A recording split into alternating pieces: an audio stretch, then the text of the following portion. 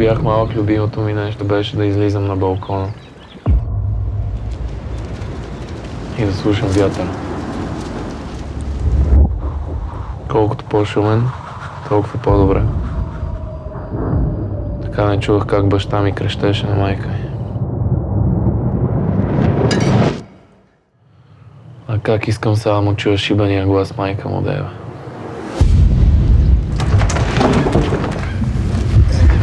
То какво толкова ще правят? Лас Вегас.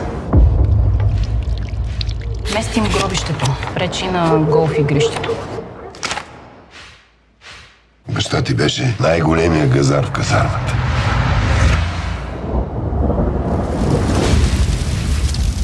Знаеш ли кое е най-страшното тук, момче? Самотата.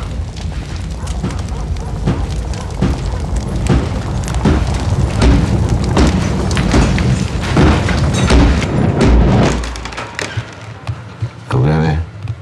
Ще не дойде на погребението на баща си, бе.